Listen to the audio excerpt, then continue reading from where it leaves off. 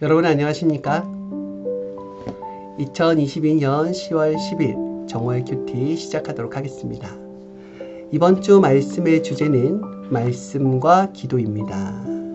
본문 말씀은 요한복음 1장 1절, 1장 14절 말씀입니다.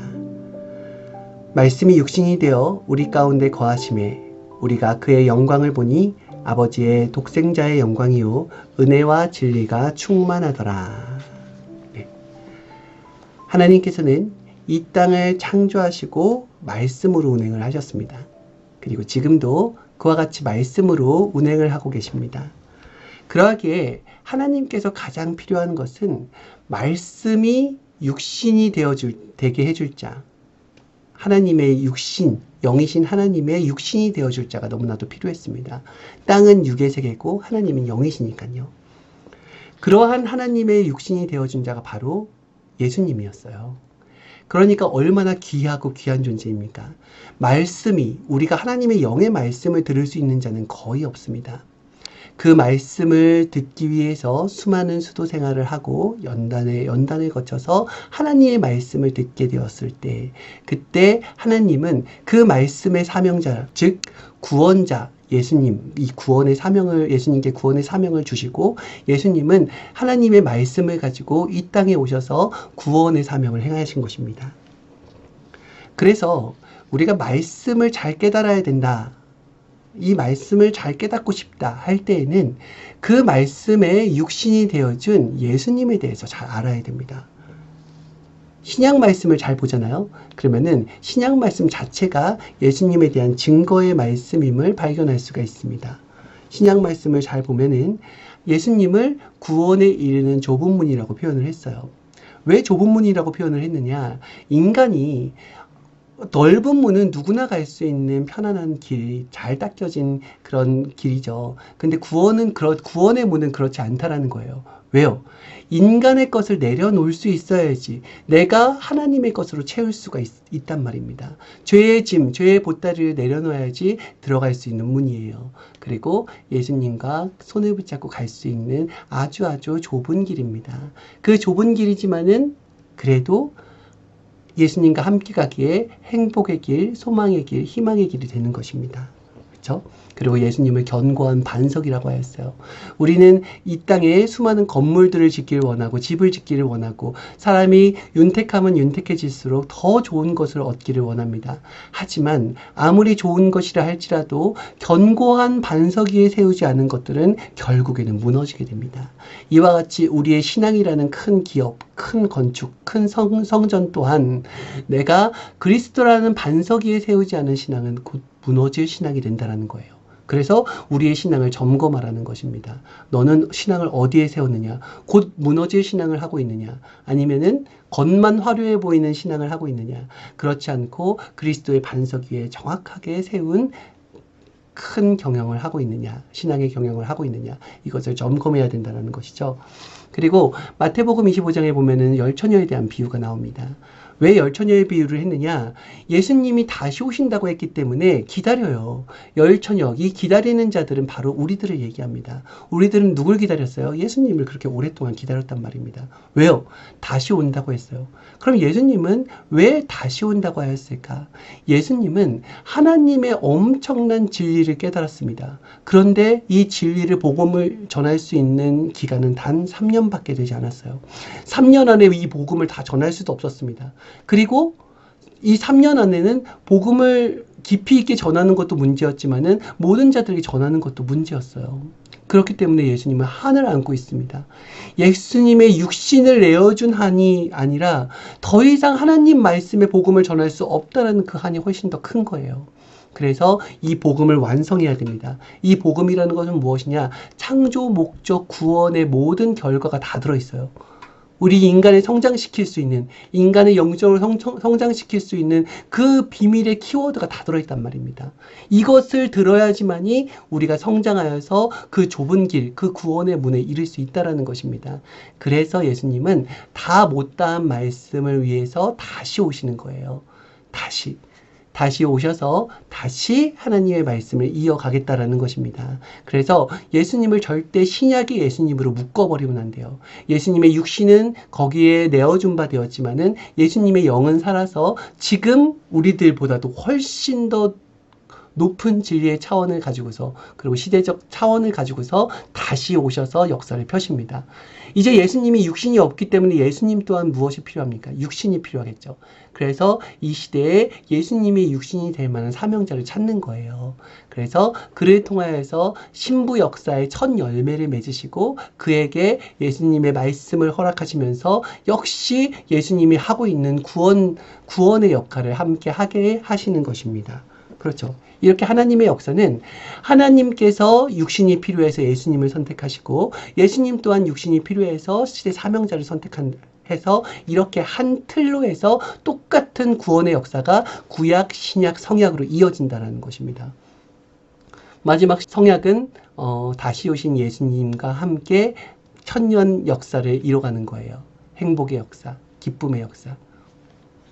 지금은 어떤 시대냐? 요한계시록 20장 6절의 말씀과 같이 다시 오신 예수님과 더불어서 천년 동안 각자가 개성의 왕노릇을 하면서 예수님과 신랑을 맞이한 신부들이 혼인잔치를 하며 가는 시기다. 지금 혼인잔치 때예요. 어떤 혼인잔치? 내가 다시 살아났잖아요. 부활되었잖아요. 다시 오신 예수님을 맞이함과 동시에 내 신앙과 내 영이 다시 살아납니다. 그래서 부활의 잔치를 해야 돼요. 그리고 휴거의 잔치를 해야 됩니다. 사랑의 잔치를 해야 돼요. 맞이했으니까 생명의 잔치를 해야 되는 것입니다. 그래서 지금은 혼인잔치의 시대라는 것을 여러분들이 꼭 인지할 수 있어야 되는 것입니다. 그러면은 과거와 지금이 다른 것이 무엇이 다르냐? 과거는 예수님의 육신으로 오신 예수님을 잘 맞이한 거예요. 그래서 그러한 예수님을 믿고 하는 것이 바로 신약의 역사가 되었습니다. 그럼 무슨 차이? 지금은 육신에 가진 예수님을 믿는 것이 아니라 영으로 다시 오신 예수님을 믿었기 때문에 그것이 달라요. 그래서 그 말씀이 다시금 새롭게 차원을 높였다라는 것이 다릅니다.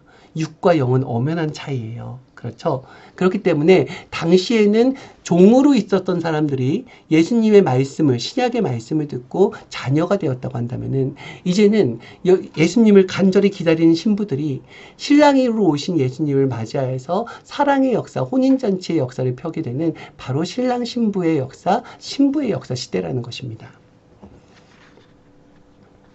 이 말씀을 정확하게 알아야지 이 시대에 영으로 오신 예수님을 어떻게 맞이하는지 알 수가 있어요. 그를 형제로 맞이하면 안 되는 것입니다. 과거처럼 형제로 맞이하면 안 돼요. 그러면은 역사가 작아질 수밖에 없어요. 마음과 자부심이 떨어질 수밖에 없습니다. 그를 신랑으로 맞이해야 돼요. 여러분들에게도 신랑이고 저에게도 신랑입니다. 신랑이라는 것은 가장 사랑하는 자라는 거예요. 가장 사랑하는 자, 뗄래야 뗄 수 없는 자가 되었다라는 것입니다. 일체지만 쪼개서 봐야 될 것들이 있어요. 그것은 바로 삼위일체죠. 삼위일체, 성부와 성자와 성령, 하나님과 성령님과 성자, 삼위일체로 일체가 되어 있지만은 쪼개보면은 하나님과 성령님과 성자 각 위로 존재하시고 하는 일도 각각 있습니다. 이것을 쪼개서 볼 수 있어야지 뭉뚱그려서 하지 않아요. 그래서 때로는 하나님을 찾아서 하나님께 힘을 받아야 될 때가 있고, 때로는 성령님을 찾아서 성령님께 힘을 받아야 될 때가 있고, 때로는 성자께 물어서 성자와 함께 어려움을 헤쳐나가야 될 때가 있습니다. 그래서 쪼개서 보는 자가 훨씬 더 파워 있고 능력과 권세를 잡은 자가 된다는 것입니다. 또 쪼개야 될 것이 있습니다. 예수님과 하나님을 쪼갤 수 있어야 돼요. 삼위와 예수님은 엄연히 다릅니다. 삼위와 예수님은 엄연히 다르죠. 삼위는 전능자죠. 전능자라고 표현을 하게 됩니다. 이 땅을 창조하시고 온 우주를 창조하시며 아예 운행을 하시면서 태초부터 계신 전능자예요. 그런데 예수님은 달라요. 예수님은 전능자가 몸으로 쓴 육신이에요. 그렇기 때문에 엄연히 다릅니다. 하지만은 완전하게 자신을 비우고 오직 하나님의 뜻대로만 하는 인생을 살았고 오직 자신의 말이 아닌 하나님의 말을 전하는 자가 되었기 때문에 하나님과 일체되어 심정일체, 정신일체가 되었다라는 것이지, 그래도 예수님이 하나님이 될 수는 없습니다. 쪼개서 볼 수 있어야 돼요. 유대인들이 이것을 쪼개서 보지 못하니까 예수님께 너도 날아봐라, 너도 구름을 타봐라, 너도 돌이 떡이 되게 해봐라 하면서 무리한 요구를 계속 하게 되죠. 그러면서 그러한 시각으로만 보면서 너는 거짓 메시아다. 너는 하나님이 아닌데 자칭 하나님이라고 하는 자다라고 하면서 예수님을 핍박하게 되죠. 쪼개서 볼 수 있어야 됩니다. 또 무엇을 쪼개서 볼 수 있어야 되냐? 영으로 다시 오신 예수님은 반드시 육신이 필요합니다.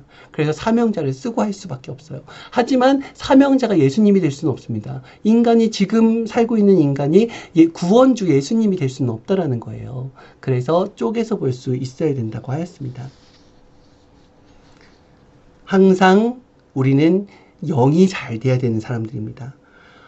하나님과 일체되고 또 예수님의 말씀대로 사는데 왜 우리한테 어려움과 환난이 가득할까요? 라고 했을 때 어려움과 환난이라고 하는 것은 육으로 가지고 있는 사람들에게는 올 수밖에 없는 것들입니다.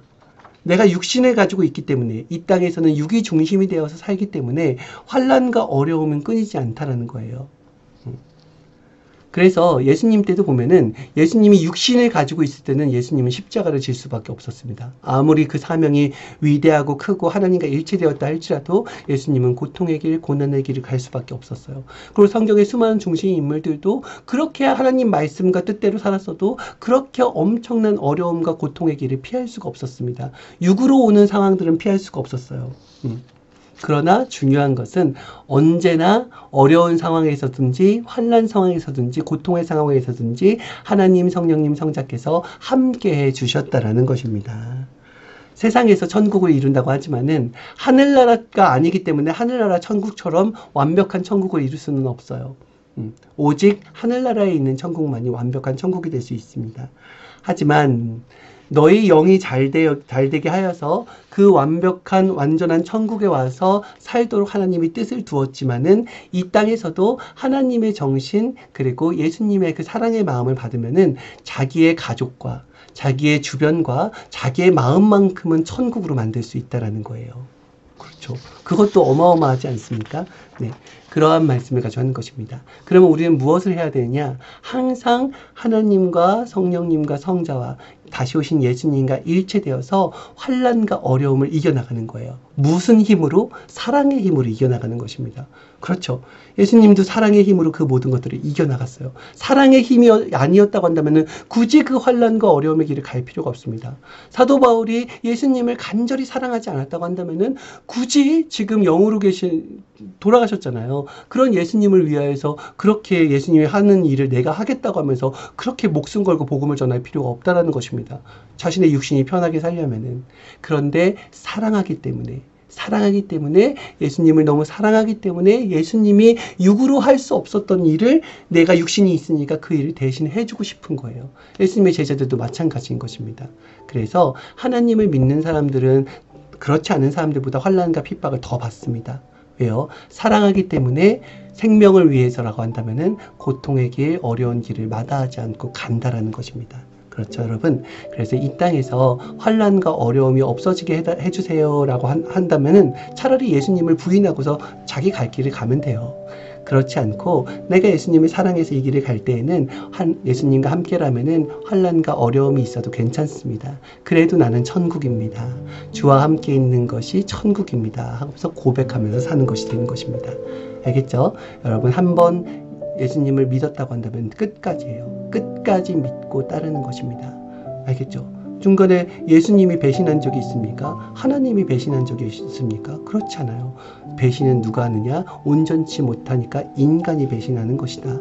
여러분과 제가 그러한 연약한 인간으로 남지 않으려면은 우리는 끝까지 예수님을 믿고 사랑의 힘으로 어려움과 힘든 일도 이겨내며 끝에 가서 정령코 승리의 역사를 만들어야 된다는 것입니다. 아시겠죠? 그래서 신약 때도 예수님이 육신은 뺏겼지만은 그래도 영으로서 모든 사람들의 죄를 사해주고 구원의 문을, 천국의 문을 열었기 때문에 그 시대 전체로 봤을 때는 승리의 역사로 보는 것이다. 이와 같이 영적 승리가 진정한 승리다. 이 개념을 꼭 아시기 바랍니다. 이것으로 마치도록 하겠습니다. 다음 시간에 뵐게요. 안녕히 계세요.